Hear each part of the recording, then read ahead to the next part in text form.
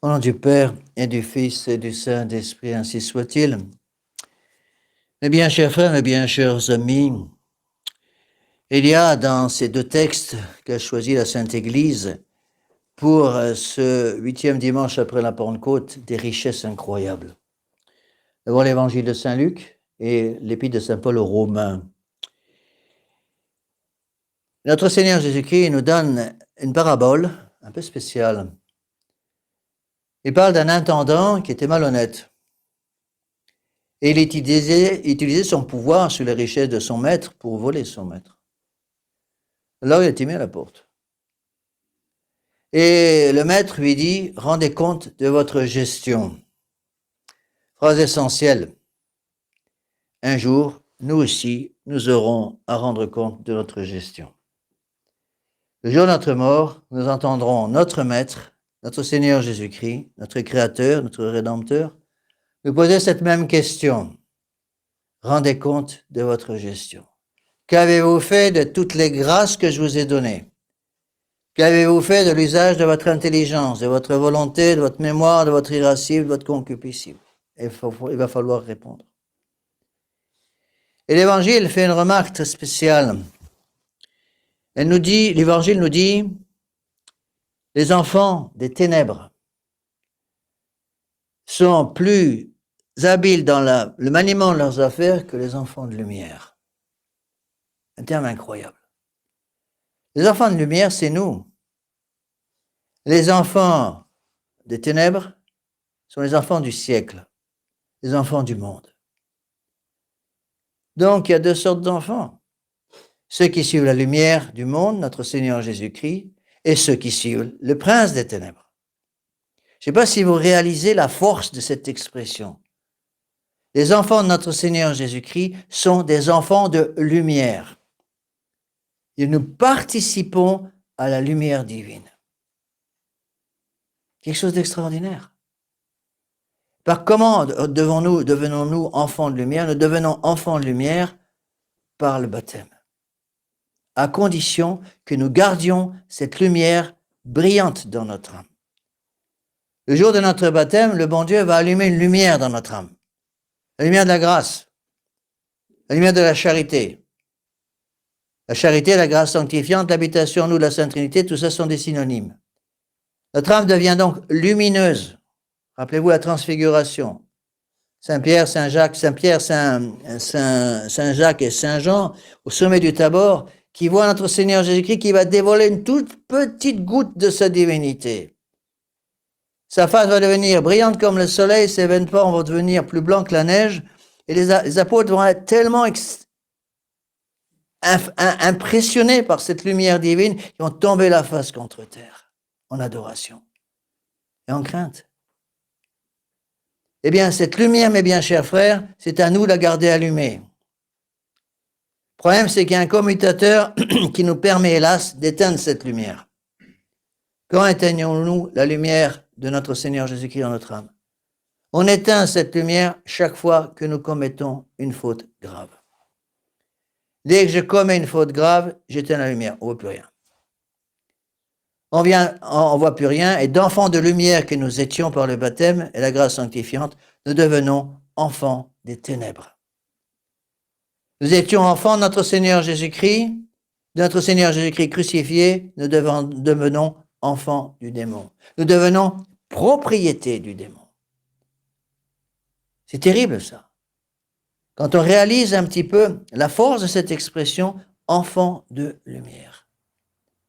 L'enfant de lumière qui devient enfant des ténèbres. Et pour comprendre cette expression, il faut aller justement aussi au texte de Saint Paul, texte de l'Épître aux Romains. Et l'Épître aux Romains nous explique justement que si nous suivons notre Seigneur Jésus-Christ, nous aurons en nous les œuvres de l'Esprit. Et par ces œuvres de l'Esprit, nous détruiront la puissance des ténèbres. Si vous suivez les œuvres de la chair, nous dit Saint Paul, vous mourrez. Si vous suivez les œuvres de l'Esprit, vous vivrez et vous détruirez les œuvres de la chair. Donc, il faut bien comprendre ces différentes expressions de Saint Paul. Et Saint Paul finit avec une phrase extraordinaire. Il nous dit que si nous suivons notre Seigneur Jésus-Christ, nous aurons reçu l'esprit d'adoption des enfants par lesquels nous crions « Abba, Père ». Nous allons avoir en nous l'esprit d'adoption. Et en face, si je suis le démon, j'aurai un autre esprit. Et Saint Paul appelle cet esprit qui sera le nôtre si nous suivons le démon, si nous devenons propriété du démon, un esprit de servitude. Servus en latin, ça veut dire l'esclave. Donc, soit je deviens adopté par notre Seigneur Jésus-Christ, et Saint Paul va jusqu'à dire que celui qui a cet esprit d'adoption va devenir enfant de Dieu, héritier de Dieu et co-héritier du Christ. Je ne sais pas si vous réalisez la force de ces expressions.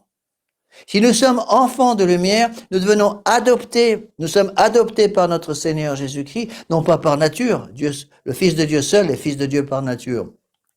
Mais nous devenons adoptés par adoption. Dieu va nous considérer comme ses propres enfants et nous donner le même héritage que notre Seigneur Jésus-Christ. Évidemment, en comprenant bien ce que ça veut dire. Nous sommes enfants de Dieu, nous devenons enfants de Dieu si nous sommes enfants de lumière par adoption, pas par nature. Le paradis est pour nous. Le paradis est pour nous si je suis un enfant de lumière. Le paradis sera pour moi si je pratique les œuvres de l'esprit. Le paradis sera pour moi si j'accepte de reconnaître que je suis enfant de Dieu par adoption. Mais attention, c'est la même chose. Si j'ai le malheur de commettre une faute grave, je deviens adopté par le démon. Si je suis adopté par le démon, il y aura des conséquences énormes à payer pour moi. Il y aura une facture à payer. L'adoption par le démon, si le démon peut venir le jour de notre mort, le jour de notre jugement, si le démon peut apparaître parce qu'il sera là le jour de notre jugement, même s'il n'est pas invité, il vient quand même. Et si le démon peut dire ce jour-là à Dieu, cette âme m'appartient, j'en suis le propriétaire. Dieu qui sait tout, sait que c'est vrai. Et si c'est vrai, si effectivement j'ai eu le malheur de mourir en état de péché mortel, à ce moment-là, le bon Dieu lui-même ne peut plus rien faire. Parce que nous ne serons plus dans le temps, nous serons dans l'éternité. Quand nous sommes dans le temps, on peut changer. Pour changer dans le temps, qu'est-ce qu'il faut? Il faut du temps, on l'a. Il faut la grâce du bon Dieu qui n'a refusé jamais à qui la lui demande avec humilité. Et il faut l'usage de notre liberté. Tout ça, nous avons ici. Et une fois qu'on meurt, on saute du temps à l'éternité. Une fois qu'on est dans l'éternité, qui dit éternité dit absence de temps. C'est la définition même de l'éternité, l'absence de temps. Or, pour changer, il faut passer de la puissance à l'acte. Pour changer, il faut du temps. Donc, quand on n'est plus dans le temps, on ne peut plus changer. Si je passe dans l'éternité et que je meurs en état de grâce, je garde cet état d'amitié avec notre Seigneur Jésus-Christ pendant toute l'éternité. Parce que je meurs comme enfant de lumière. Je meurs avec les œuvres de l'Esprit. Je meurs avec un esprit d'adoption qui me fait dire justement « Abba, Père », nous dit Saint Paul. Si au contraire, j'ai le malheur de mourir en état de péché mortel, à ce moment-là, je meurs comme enfant des ténèbres. Je meurs avec à ma charge toutes les œuvres de la chair. Et au lieu d'avoir cet esprit d'adoption, j'aurai l'esprit de servitude. C'est ça le jugement. Et ceci nous a été annoncé il y a longtemps. Rappelez-vous les paroles de Dieu au démon, tout à fait au début, ce qu'on appelle le proto-évangile. Tout à fait au début, lorsque Adam et Ève ont été trompés par le démon, qu'est-ce que va dire notre Seigneur? Qu'est-ce que va dire Dieu au démon? Je mettrai entre toi et la femme, je mettrai entre ta race et la sienne une inimitié. C'est-à-dire qu'il y aura un combat terrible entre les enfants du démon, les enfants des ténèbres, et les enfants de lumière. Ce sont les enfants de notre Seigneur Jésus-Christ. Pour ceux qui ont fait les exercices saint-Ignace, rappelez-vous les règles de discernement des esprits. Les enfants de lumière, justement, ils ont en eux quoi? La joie, la paix, la lumière précisément, la beauté et l'attraction vers les choses silencieuses, l'attraction vers la prière, le silence. Si au contraire, je deviens par ma bêtise enfant des ténèbres, j'aurai en moi l'obscurité, la cécité intellectuelle, la cécité spirituelle, la confusion, l'obscurité, bien sûr, la tristesse, la laideur, et je serai attiré par les bruits du monde. Alors, mes bien chers frères, il faut comprendre ces choses-là, puisque je suis enfant de lumière par le baptême. Vérifions que cette lumière soit allumée tout le temps dans mon âme, que je reste en état de grâce. La pire des choses qui puissent m'arriver, c'est justement de perdre cette lumière divine. Cette lumière divine en moi, c'est quoi? C'est la lumière de l'état de grâce. Et à ce moment-là, je deviens enfant de Dieu par adoption, héritier du Christ. Héritier du Christ, ça veut dire quoi? Ça veut dire que je vais hériter de la vie éternelle si je peux mourir en état de grâce.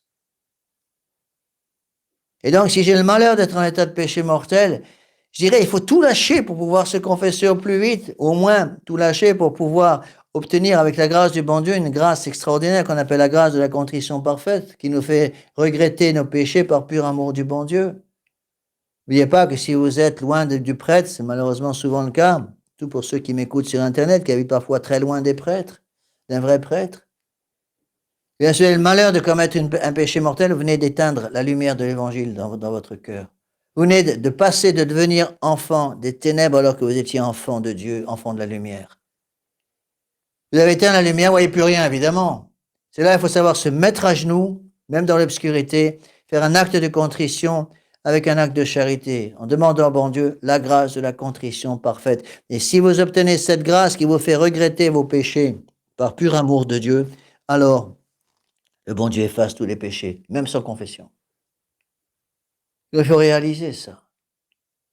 En face de nous, c'est le bling-bling, si vous voulez, du monde moderne. Extérieurement, c'est tout lumineux. En fait, ce sont les puissances des ténèbres qui mènent le monde d'aujourd'hui.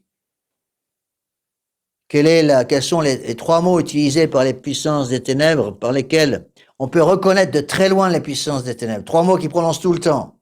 Liberté, égalité, fraternité. Dès que vous entendez ces trois mots, dès que vous voyez ces trois mots inscrits sur un fronton de bâtiment, sur une pièce de monnaie, sur un billet de banque, sachez que vous avez affaire à la puissance des ténèbres. Liberté, égalité, fraternité. Quand au contraire vous entendez le prince de la lumière, notre Seigneur Jésus-Christ, prêcher, de quoi parle-t-il? Pauvreté, chasteté, obéissance, les conseils évangéliques. Donc il faut réaliser cela. Mon âme est tellement grande qu'elle est capable de devenir un bout de paradis dès ici-bas, mes bien chers frères. L'état de grâce, c'est quoi? L'état de grâce, c'est l'habitation en nous de la Sainte Trinité. C'est quoi l'habitation en nous de la Sainte Trinité? C'est le paradis. Donc quand je suis en état de grâce, j'ai le paradis en moi. Avec quelques petites différences quand même. Les élus au ciel, ils sont dans le paradis, c'est éternel. Le paradis en moi, si je suis en état de grâce, hélas, il n'est pas éternel. Parce que si j'utilise ma liberté pour faire des bêtises et offenser le bon Dieu, je vais le perdre, ce paradis. Donc il faut réaliser, et c'est ces choses que nous devons garder en tête, mes bien chers frères, pour réfléchir sur cette parole très importante. Rends compte de ta gestion. Rendez compte de votre gestion. N'oublions pas que nous sommes responsables de toutes les grâces que nous avons reçues. Et plus on a reçu de grâce, plus le bon Dieu sera exigeant. Vous voyez, on entend beaucoup trop souvent dans les milieux de la tradition, tous ces gens qui me disent, on entend ça tout le temps, ah mais la passion c'est les Juifs. C'est vrai. La passion c'est nous aussi. Peut-être pas oublier. Je sais que je fais grincer les dents en disant ça, mais c'est parfaitement la vérité. Qu'est-ce qui fait plus mal au bon Dieu? Un péché mortel commis par un juif ou un péché mortel commis par un catholique de tradition? Qu'est-ce qui fait plus mal au bon Dieu? Un péché mortel commis par un laïc de tradition ou un péché mortel commis par un prêtre de la tradition? Qu'est-ce qui fait plus mal au bon Dieu? Un péché mortel commis par un prêtre de la tradition ou un péché mortel commis par un évêque de la tradition? Vous voyez, il faut comprendre et réaliser ces choses-là.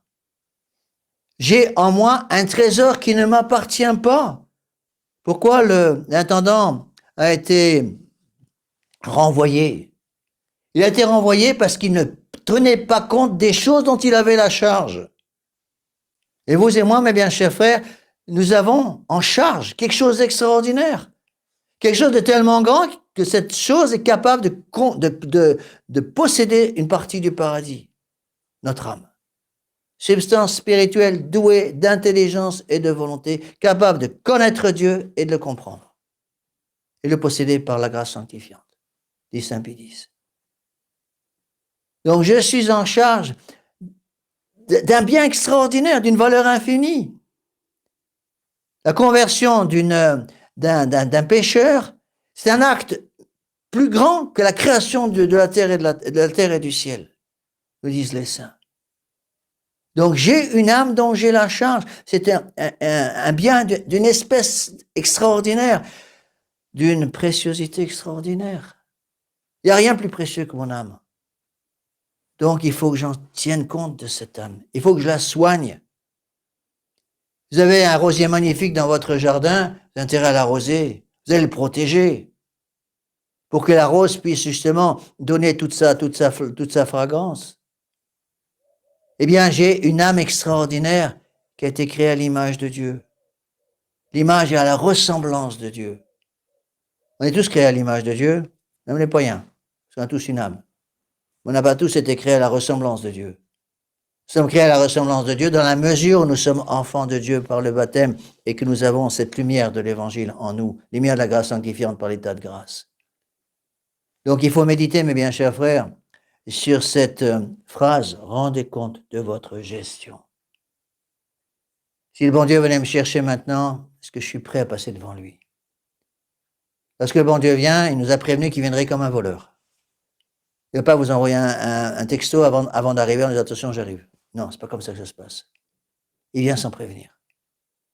Et c'est parce qu'il viendra sans prévenir qu'il nous faut être prêt tout le temps. Il faut être prêt tout le temps. Donc il faut réfléchir à toutes ces choses-là, mes bien chers frères. Rends compte de ta gestion. Qu'est-ce que j'ai fait de mon âme? Qu'est-ce que j'ai fait de toutes les grâces que j'ai reçues pendant ma vie? Le jour de votre mort, le jour de ma mort, je vais voir l'intégralité de toutes les grâces que j'ai reçues de Dieu pendant toute ma vie. Elles sont énormes. Vous avez reçu, par exemple, la grâce d'avoir conservé la foi. J'ai reçu la grâce de conserver la foi traditionnelle. Pourquoi? Pourquoi moi? Pourquoi vous? Vous pourriez être, je pourrais être comme tous les gens du monde, qui racontent n'importe quoi.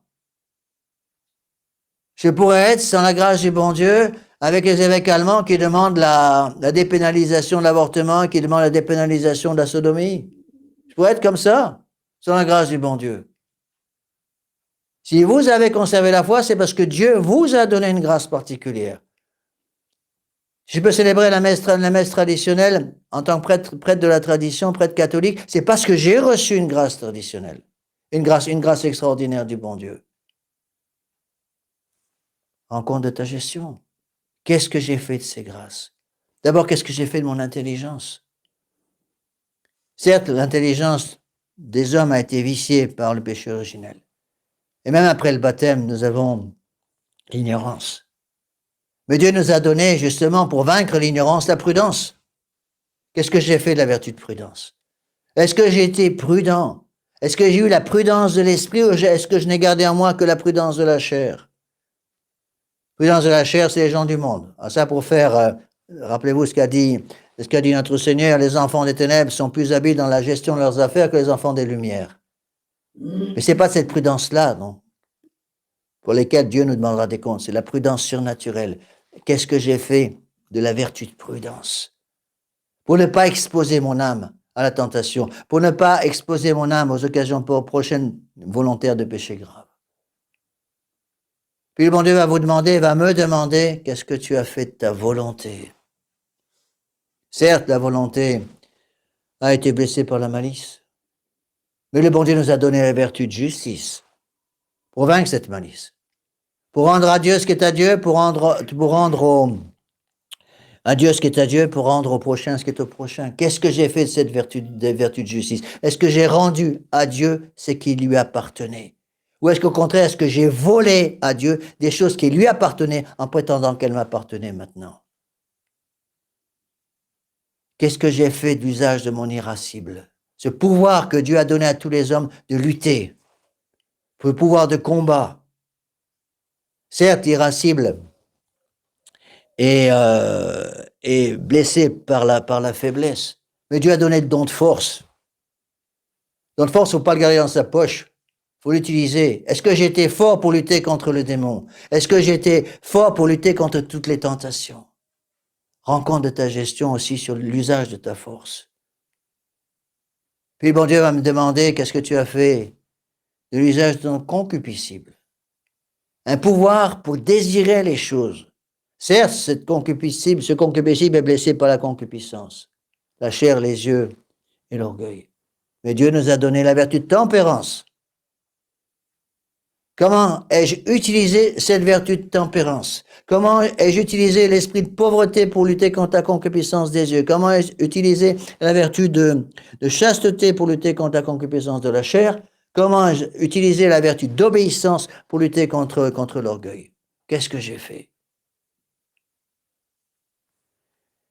Et selon le jugement qui sera le nôtre, le jour de notre mort, il y aura deux solutions. Soit je vais entendre notre Seigneur Jésus-Christ me dire, venez les bénis de mon Père. Possédez le royaume qui a été préparé pour les anges. Ou hélas, je vais entendre un autre jugement terrible.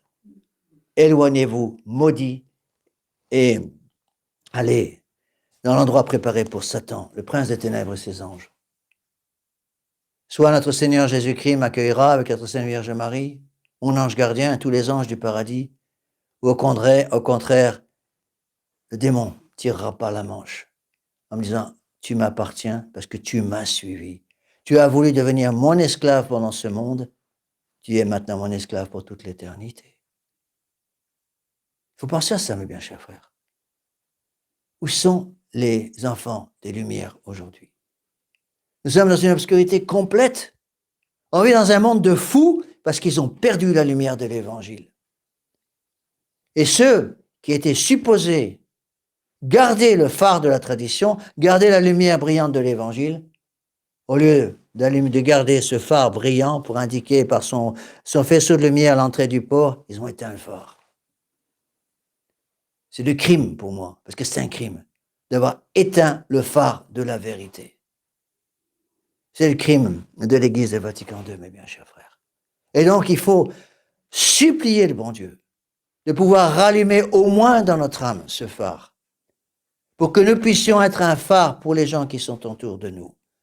On vit dans un monde complètement de ténèbres, une cécité intellectuelle, une cécité spirituelle totale, on ne sait plus où on va, on ne voit plus rien. Il faut avoir un petit flambeau allumé. Ce petit flambeau allumé, c'est l'état de grâce. Avec une petite flamme de 2 cm de haut. Vous allez me dire, M. l'abbé, qu'est-ce que je fasse avec une flamme de 2 cm de haut? Eh bien, chers amis, avec une flamme de 2 cm de haut, on peut mettre le feu à une forêt. Pourquoi? Parce que cette flamme est une flamme divine, condition de la protéger. Si je me promène avec mon flambeau, ma petite flammèche ma petite flamme de 2 cm de haut en plein vent, évidemment, elle va s'éteindre. Mais si je la protège, je peux la garder. Alors demandons, mes bien chers frères, demandons à notre Sainte Vierge Marie, elle qui avait compris ces choses-là de façon extraordinaire. S'il y avait un enfant de lumière, c'est bien notre Sainte Vierge Marie. Notre Sainte Vierge Marie est certainement la créature, après notre Seigneur Jésus-Christ dans son humanité, la créature la plus lumineuse qui ait jamais été créée. Et notre Sainte Vierge Marie, elle n'a jamais éteint sa lumière. Et la lumière divine qui vit dans l'âme de notre Sainte Vierge Marie, dans l'Immaculée Conception, la médiatrice de toutes les grâces, dans la corrédemptrice du genre humain, cette lumière doit briller de façon extraordinaire au ciel. C'est pour ça qu'après notre Seigneur Jésus-Christ, qui est le soleil du ciel, la plus belle lumière au ciel, c'est certainement celle de notre Sainte Vierge Marie. Donc demandons-lui, c'est valable pour moi aussi, demandons-lui ces grâces dont nous avons besoin, de garder notre lampe allumée, de garder notre âme en état de grâce pour que nous puissions transmettre cette lumière. Le jour de la vigile de Pâques, le soir de la vigile de Pâques, qu'est-ce que vous avez fait? Le prêtre a allumé au feu qui venait de bénir le cierge pascal, qui représente notre Seigneur Jésus-Christ. Pour cela qu'il y a les 5 grains d'encens qui ont été placés dans le cierge pascal, dont la couleur blanche, la pureté de la cire, représente la virginité et l'humanité sainte de notre Seigneur. Et ces 5 grains d'encens qui sont mis en forme de croix sur le cierge, dans le cierge, représentent les 5 plaies de notre Seigneur Jésus-Christ. On a allumé, le prêtre a allumé le cierge pascal, il va pénétrer dans l'église, et qu'est-ce qu'il va dire? Lumen Christi, lumière du Christ. Et il va mettre cette lumière au centre de l'église, qui est toute dans l'obscurité, qui représente le monde avant l'arrivée de notre Seigneur Jésus-Christ. Et dès que le prêtre a placé ce cierge au milieu de l'autel, au centre de l'église, devant l'autel, qu'est-ce qu'il fait? Il prend un petit cierge et il va allumer le cierge, le petit cierge, à la lumière du Christ et le transmettre aux fidèles. Et l'église va devenir toute illuminée à partir d'une petite flamme de rien du tout, mais qui est une flamme divine. Ah mes bien chers frères, prenons garde de garder notre lumière allumée. Supplions à notre Sainte Vierge Marie, la Mère de Dieu, notre Mère aussi. Supplions-la de nous aider à garder cette flamme allumée.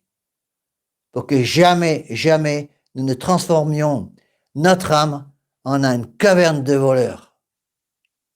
Vous avez fait, nous dit notre Seigneur Jésus-Christ, il accuse dans l'Évangile, il nous accuse d'avoir transformé une maison de prière en une caverne de voleurs. Si je deviens un enfant des ténèbres, si je suis les œuvres de la chair, si j'ai en moi un esprit de servitude, je deviens une caverne de voleurs. Le bon Dieu ne veut pas de caverne de voleurs au ciel. Par contre, si je garde l'esprit d'adoption, si je garde l'esprit de vraie liberté, si je garde ma lumière, cette lumière, si je suis vraiment un enfant de lumière et que je garde les œuvres de l'esprit, alors je pourrai suivre la lumière de notre Sainte Vierge Marie au ciel, la lumière du Christ au ciel et garder cette lumière brillante en mon âme pour toute l'éternité. Au nom du Père et du Fils et du Saint-Esprit, ainsi soit-il.